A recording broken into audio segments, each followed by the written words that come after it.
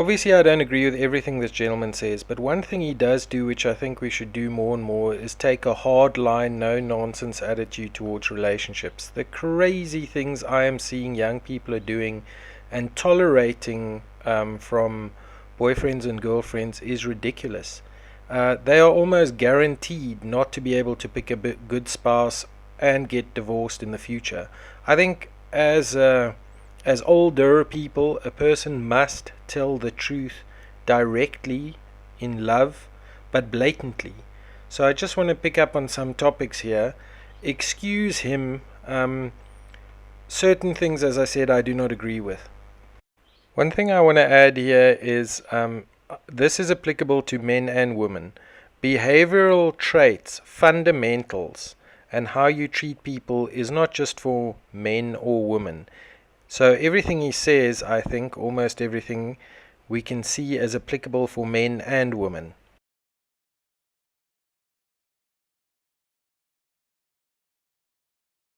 In this video, I'm going to show you a couple of Tinder profiles from women that are going to blow your mind. You may feel angry, but it's my hope that if you watch this video till the end, you ultimately feel empowered. Now, you probably noticed that as a man, it takes a huge amount of work and self-development in order to be able to attract the attention of a decent quality woman. You've got to get a good job, you've got to become successful, you've got to go to the gym, get a good body, you've got to look max, you've got to work on your personality, read self-help books, get involved in personal development. In terms of cultivating your masculinity, it takes thousands and thousands of hours of effort. You've got to be very, very disciplined, and only at the end of that journey does it seem like you've got a chance at dating the quality women. That's the harsh reality of the dating market in modern Western culture, is that men are really, really low. That's where they start. And so you need to cultivate yourself and become a top quality man to even really get a chance. The cultural message of the moment is that men, you have to do better. You have an obligation to women to do better, to be better, to improve yourself. Men as a default are obviously just trash, but they owe it to the women in their lives to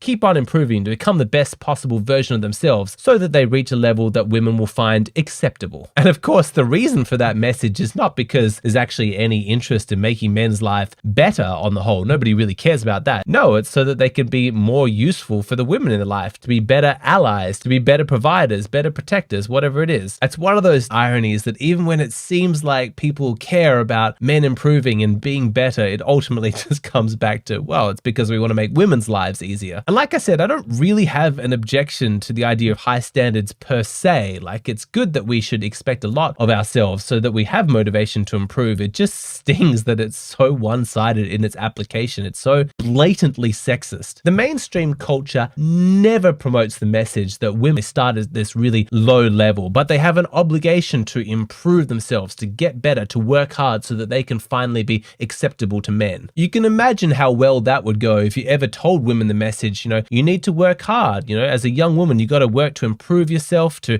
cultivate your femininity so that you'll one day be of use to a man. Anybody promoting that message would be absolutely slammed as the worst kind of patriarchal, sexist, misogynist. The fundamental idea of telling women that they have any kind of obligation or duty to improve themselves feels in this cultural moment as though it's massively sexist. The message that we give young women isn't that they have some obligation to improve or better themselves. It's that they need to accept themselves as they are. That's what's empowering, not improvement, but acceptance. And if anything, women, it's empowering for you to expect more, to demand more from the men around you. That's what's empowering to a woman, not to better yourself to meet high standards, but demand that he does so for your sake. That's what female empowerment looks like. And the hypocrisy of this is completely lost on women. If you point out to them these outrageous sexist double standards, it's like they've never even considered it before. And for a certain fringe of like the radical kind of feminist element of womanhood in our society, they don't even mind that it's hypocritical. That doesn't bother them, these double standards. In fact, they'll try and defend it. To all the things that a woman can say that she's looking for. And the higher her expectations, the higher her standards, that doesn't bring her any shame. That brings her glory. That brings her approval and applause. applause. Like, yes, you go, girl. You're a queen. You deserve everything. Even if it's really superficial. Like, I want a man who's tall. I want a man who's rich. Nothing to do with the actual substance of personality or character of the man. Still, yes, that's female empowerment. It's empowering because a woman is saying that. It would not be empowering the other way around. Now, I want to show you a couple of dating profiles. I've taken these from a subreddit that's like dedicated to, demonstrating like delusional female expectations and entitlement in the dating market. So these aren't typical of like, this is what all women are doing, but they are real profiles and I find them fascinating. And in case you're thinking that those profiles are only that entitled because the women are young and therefore desirable, check out this one here. This woman is 46 years old. I'm looking for an equal and someone who will inspire me. I will not settle for less. At 46, you'd think maybe it's time to start settling, compromising, but no, she will not settle. Quality is the investment, and I'm now ready to make time for the man I've been holding out for. Don't you love the self-awareness at like 46, there's no responsibility of like, I wonder why in my 28 years of being an adult, I haven't settled down. Let me just tell you straight up, it's because I'm now finally ready. What a message of empowerment. And of course, her expectations are absolutely through the roof here. I'm attracted to tall, dark, muscular, well-groomed, manly men with nice smiles and kind eyes, but then again, who isn't? I'm not superficial. I'm not superficial, but if you aren't at least 5'11", I won't be interested. So what is the lesson here? When you see all of these women with their incredibly high standards and their lack of shame at broadcasting that, like, yeah, this is what I want. I'm not going to settle for less than this. As a man, I actually think you've got to be taking some of that shock that you're feeling and turning it into inspiration. If they can be that shameless, then maybe you can release some of the shame that you might feel at wanting to have high standards. If you're genuinely a low quality guy, like you just have a nasty personality and you're mean to people and you've no ambition, you haven't achieved anything, then yeah, you're not entitled to having a girlfriend. But if you're one of the typical viewers of my channel and you watch this stuff because you're interested in improving yourself, you're interested in making yourself a high quality man, then don't be afraid to have the standards you're looking for in a girlfriend reflect all of that hard work that you've done. As we just saw, women are not ashamed to say that they have high standards, so why should you be ashamed? You're really only harming yourself. As I said, I want you to see this guy's comments as applicable for guys and ladies. If I had to speak to myself when I was younger, I tell myself to have higher standards. You have limited time to find a wife or a husband to be the father of your children or the mother of your children and spend your life with. Stop wasting your life on average relationships. Stop giving people chances over and over on ridiculous behavior. If people have sort of fringe cheating habits where they sort of flirt with girls, or you get that sense, or they get drinking problems, smoking problems, marijuana problems, you're not there to be their mother or their father. Leave them. Move on. These people can cost you the relationship and marriage of your life just because you settled for average. Don't even settle for good. The moment you wonder about someone, it's time to leave that person. You're on the serious business of trying to find a marriage partner. Now, I'm not saying be nasty to them, but this is serious business where you have to be decisive. They say good is the enemy of great. If you're settling for a good relationship, you have lost the chance to find that great person.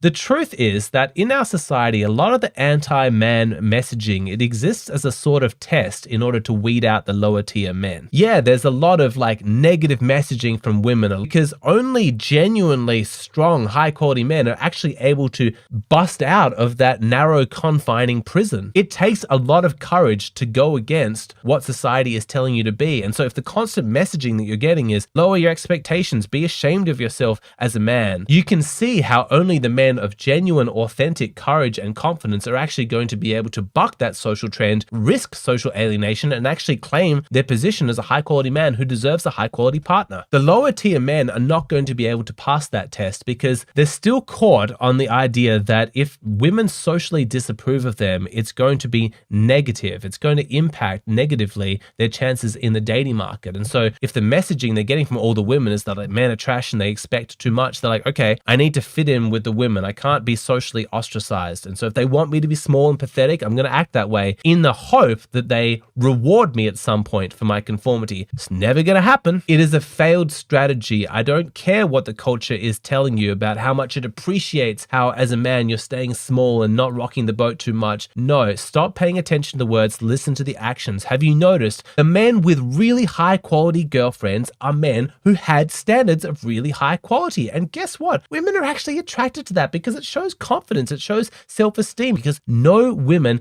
date as a favor. No women find pathetic men and say, oh, I'm just going to do something nice for you. I'm going to date you because I feel sorry for you. No, women are incredibly selfish when it comes to dating. They want to feel like they're getting a good deal. And so if they encounter a really confident man who has high standards, they think, yes, if I get him, then I've obviously got a really good deal. Don't be afraid to say things like, I want a woman who doesn't have financial debt. I want a woman who's beautiful, who's young, who hasn't slept around a lot. I want a woman who treats me nice, who's feminine and kind. Yeah, initially that may attract a little bit of backlash, and it's going to test your resolve. How important is social approval to you? As a masculine man, hopefully you can ignore that and see it for what it is. It's just a test, because if you stand by your convictions and say, yeah, I'm a high quality man, I've worked really hard on myself, I want a partner who complements that. But please, trust me, there's really no other way through this. If you don't have high standards for the woman who's going to become your girlfriend, you're not going to get a high quality girlfriend. It's as simple as that. Yeah, just to chip in here, it's shocking what average behavior people accept from boyfriends and girlfriends. What you allow is what will continue. Just to reiterate this guy's words here, if you do not have high standards for the boyfriend or girlfriend you are thinking of making your boyfriend or girlfriend, you will not get a high quality boyfriend or girlfriend. Look at the lady spoken of in Proverbs that's spoken of so highly. Look at these words. She rises also while it is still night. Guys, pick a husband or a wife that works hard, uses their holidays, weekends, doesn't sleep in late. Nothing good can come from laziness. If we read on, and gives her food to her household and portions to her maidens. She considers a field and buys it. From her earnings she plants a vineyard. The lady is an entrepreneur as well. She makes linen garments and sells them, and supplies belts to the tradesmen. Strength and dignity are her clothing, and she smiles at the future. Strength and dignity are her clothing. Pick a boyfriend or a girlfriend that has strength and dignity, who is a person of God. Leave people that are struggling with sinful things. Even if it is things like laziness, lack of motivation or energy or vision, you have one choice. If you choose wrong, it can be a lifelong problem. Please, trust me, there's really no other way through this. If you don't have high standards for the woman who's going to become your girlfriend, you're not going to get a high quality girlfriend. It's as simple as that. What you allow is what will continue. Just to add one more thing, often a person looks at people with a girlfriend or boyfriend that is really substandard, and you go like, can't this person see what's going on here? But what a person forgets is the mistakes people make in relationships. Often people start having sex with each other in dating relationships, even early on. Then it becomes extremely difficult to leave the person. You have soul ties, you have a deep, deep bond. Don't tolerate any boyfriend or girlfriend who tries to take your clothes off. When a judge is judging a pedophile in court, the young girl or the underage girl might say, but he was so nice, he was so kind, he was so charming. All the judge wants to know is, has he done something sexually to you? If a boyfriend or girlfriend before marriage tries to do something sexually to you, they do not love you, they hate you, and they want to pillage your treasure. Sex is a gift from God for marriage, not for boyfriends and girlfriends.